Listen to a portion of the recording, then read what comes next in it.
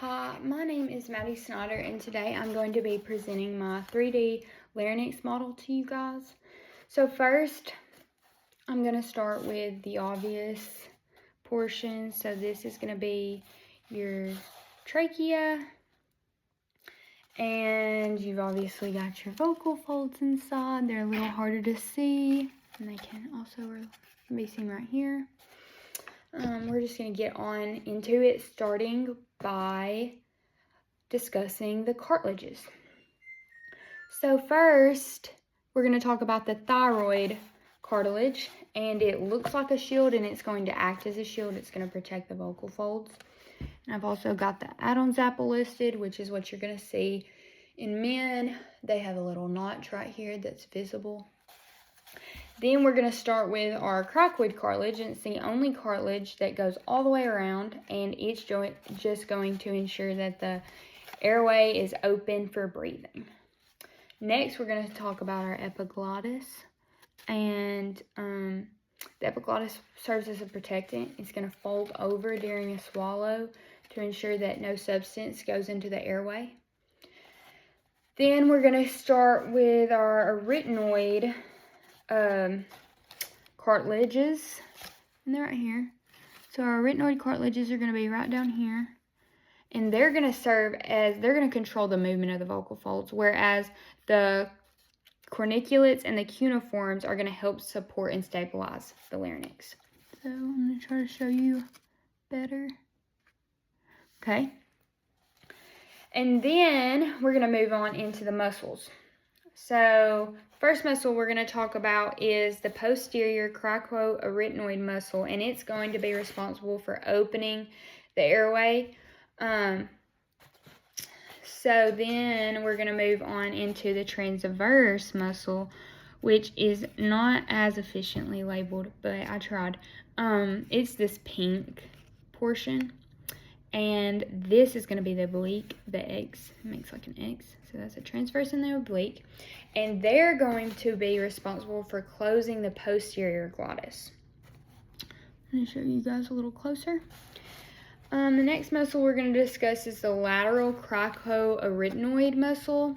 And it's going to be responsible, let me show you guys that one. It's all over here on the side. Here it is. And then on the other side, it's down here at the bottom. It's going to be responsible for adduction, so bringing those vocal folds together. Then we're going to talk about our thyroarytenoid muscle. It's going to be right here in the middle. Let's see it on this side. It's going to be responsible for shortening and relaxing those vocal folds. And then the cricothyroid, which is down here, it's the teeny tiny little muscle down here at the bottom. It's going to be responsible for tensing the vocal folds, which is going to increase the pitch of the vocal folds. So now we're going to get into the nerve, and here's our vagus nerve running through, and then we're going to have an internal branch, which is up here at the which is the pink portion up here, and then we've got an external branch, which is our purple little portions down here. So this pink portion is going to be responsible for the sensation above the vocal folds, whereas the purple portion is going to control pitch of the vocal folds. And then we've also got our thyroarytenoid muscle in here, and it's just a muscle that's going to bring those vocal folds together. And then it's also going to shorten and relax. Like I said over here, you got to see the lateral thyroarytenoid muscles, but there's also one that's on the side of the vocal folds.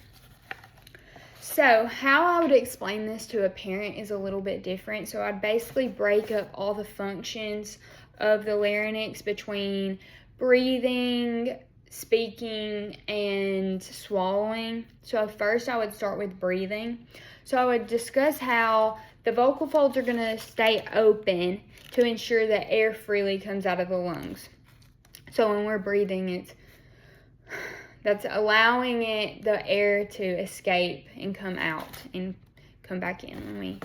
So that's how I would start, and then I would then go into the vocal folds are also, their main function is to phonate too.